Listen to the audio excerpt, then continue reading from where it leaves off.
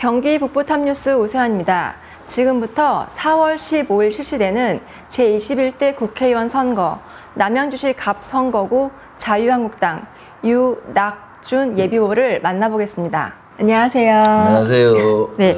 후보님께서는 지난 2016년 제20대 총선에 이어 두 번째 출마하셔서 좀 각오가 남다르실 텐데요. 어떤 각오로 선거에 임하고 계신가요? 지금 나라를 구한다는 절박한 심정으로 선거에 임하고 있습니다. 이번에 자유우파에서 절반 이상 또 3분의 2 이상 획득하지 못한다면 아마 많은 국민들이 공산주의가 될 거라고 우려를 하고 있습니다. 그래서 아주 절박한 심정으로 선거에 임하고 있습니다. 네, 지난 1월 6일 등록하시고 지금 한 2주 정도 지났는데요. 시민들을 만나보신 소감이 어떠신가요? 분위기는 많이 좋아지고 있습니다. 선거의 가장 중요한 부분은 경제입니다. 옛날에 이라크 전쟁이 일어났을 때 아버지 부시가 지지율이 90%임에도 불구하고 재선에 낙선하였습니다. 왜? 경제가 나빴기 때문이죠. 지금 여론조사에서 지지율이 몇 퍼센트니 해도 경제가 엉망인 것은 절대 국민들은 손을 들어주지 않습니다.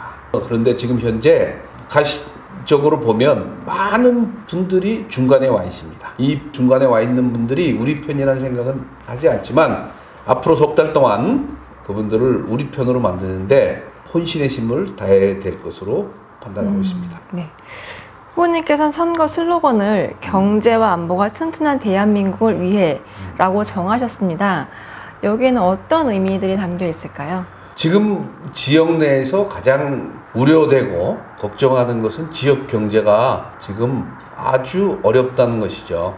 물론 우리가 알고 있는 것처럼 최저임금이나 근로시간 제한 때문에 많은 부분이 제한을 받아서 많은 자영업자들이 무너졌잖아요. 그리고 이 지역은 집을 살 때보다 현재 집값이 다 떨어져 있어요. 이런 것을 근본적으로 해결하려면 이 지역 내에 대규모 공업단지를 조성해서 대기업을 비롯한 기업들을 유치해야지만 일자리도 생기고 또 집값도 좀 올라갈 것이고 거기에 따라서 대형 병원도 들어올 수 있을 것이고 문화시설도 보강될 수 있을 거라고 생각을 합니다. 안보 문제에 있어서는 남북 군사합의에 대한 많은 문제점들이 노출됐습니다. 그런 부분들에 대해서 수정을 해야 되고 현재 현 정부에 추진하고 있는 전시 작동권 환수 문제는 조건으로 비핵화, 그 다음에 정보 전력 획득, 국민소득 5만 불 정도 되는 조건이 완성되면 그때 했으면 좋겠습니다.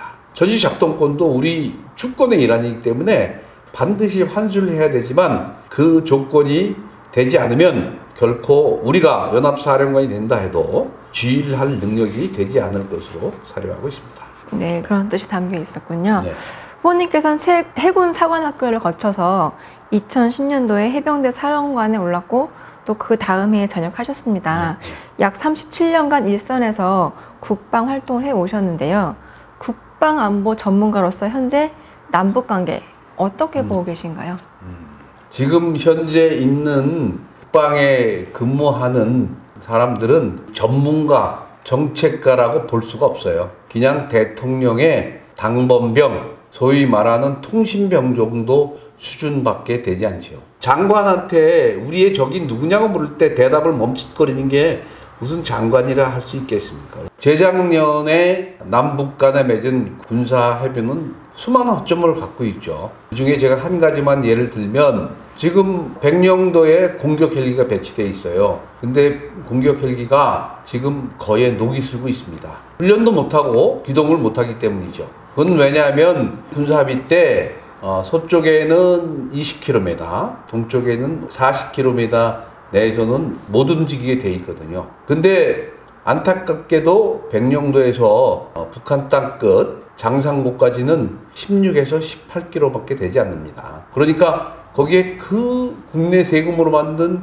귀한 장비들이, 비싼 장비들 들어가 있는데 지금 무용지물이 돼 있죠. 우리 정책은 아무것도 없고 오로지 대통령의 외치는 평화에 대해서, 가짜 평화에 대해서 지금 그것이 전부 인양되고 있는데 김정은이가 핵을 포기하겠습니까? 김정은이가 우리가 돈도 안 주는데 화학탄을 없애버리기 절대 그렇지 않습니다. 우리는 비핵화가 절대 안 된다는 생각을 가지고 그때부터 그걸 가지고 준비하고 협상에 들어가야 될 것입니다. 네, 말씀 감사합니다. 후보님께서는 남양주시 토박이시면서 또 최근까지 자유한국당 당협위원장으로 활동하셨습니다. 네. 네, 후보님이 생각하시는 이 지역의 현안은 무엇이라고 생각하십니까? 지역의 현안은 인구가 70만 되는 배드타운일 뿐이죠. 아까 말씀드린 것처럼 우선 지역 경제가 활성화되는 것이 가장 큰 문제입니다. 우리가 인근 도시에서 본 것처럼 파주에 LG가 구매해서 넘어왔잖아요. 평택에 삼성이 들어와 있잖아요. 그 다음에 이천과 용인에 SK 하이닉스가 들어왔단 말이에요.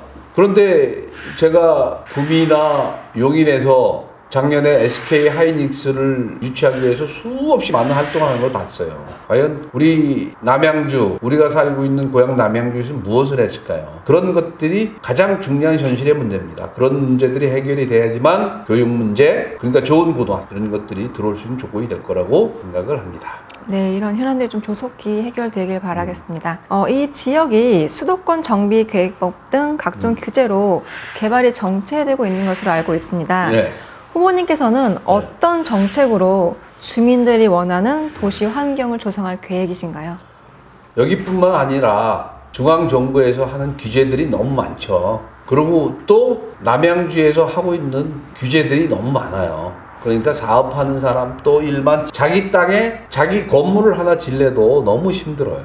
예를 들어서 상수원 보호구역에 관련된 문제들이 지금 피해를 많이 입잖아요. 특히 우리 동부 포함해서 그 위에 다른 지방들도 마찬가지인데 지금 뭐 기본적으로 그걸 해결하려면 좀 더 식수원 확보를 위해서 그거를 팔당해서 청평으로 가든지 춘천으로 가든지 획기적인 정책 전환이 있어야 될 거고요. 그 다음에 이쪽은 지구 단위 개발이 계획이 잘 돼 있어요. 그래서 난개발을 맡고 있는데 이런 걸 더 철저히 해야 되고 그 중에서 지구 단위 개발 계획된 것 중에서 대규모 단지가 들어설 수 있는 그런 단지를 육성해야 되고 작년에 남양주에서 계획했던 조례가 통과됐던 경사도에 관련 문제 이것 때문에 주민들의 불평이 많습니다. 물론 환경의 문제가 연관되어 있는데 그런 것을 좀 융통성 있게 주민들의 삶의 질을 높여주기 위해서 풀어줄 필요가 있다고 생각을 합니다. 네, 후보님의 그런 계획들이 좀 지역 발전에 도움이 되길 기대해 보겠습니다. 네. 네, 후보님께서 말씀하신 이런 정책을 제도적으로 풀기 위해서는 국회 입성이 필수일 텐데요. 네, 첫 관문인 당내 경선을 앞두고 계십니다. 네. 후보님만의 경쟁력은 무엇이라고 생각하십니까? 저만의 경쟁력이라기보다는 지금 보수 우파가 위기에 지금 빠져 있습니다. 그래서 첫 번째는 나라기보다는 나라 전체를 생각하고 당을 생각한다면 보수 우파가 통합이 잘 돼야 되고 지금 이제 우리 공천관리위원장이 훌륭하신 분이 지명이 됐잖아요. 그래서 공천에 잡음이 없도록 그렇게 돼야 된다고 생각합니다. 뭐 저만의 장점이라 그러면 제가 여기 토박이잖아요. 그 외에 뭐 우리가 중요시하는 몇 개의 그냥 이런 연들이 연결되어 있지만 그거보다는 더 중요한 것은 주민들과 소통이라고 생각을 합니다. 그래야지만 그분들이 마음에 우러나오는 그런 지지를 해주지 않을까 그렇게 열심히 하고 있다고 생각을 하고 그렇게 잘 되고 있다고 생각을 합니다. 네, 소통하는 후보님 네. 앞으로의 활동 기대해 보겠습니다. 네. 네, 마지막으로 우리 남양주 시민과 유권자분들께 전하고 싶은 메시지가 있으면은 네, 말씀해 주시기 바랍니다. 존경하는 남양주 시민 여러분, 이제 우리는 자존심을 지킬 때가 됐습니다. 찾아올 때가 됐습니다. 지난 16년간 많은 국회의원, 시장 후보들이 여기를 거쳐갔지만 그들이 외친 것은 남양주가 제2의 고향이라고 외쳤지만 남아있는 사람 한 사람 없습니다. 이제 지금까지 속으신 것처럼 또 속으시겠습니까? 아니면 현명한 선택을 하시겠습니까?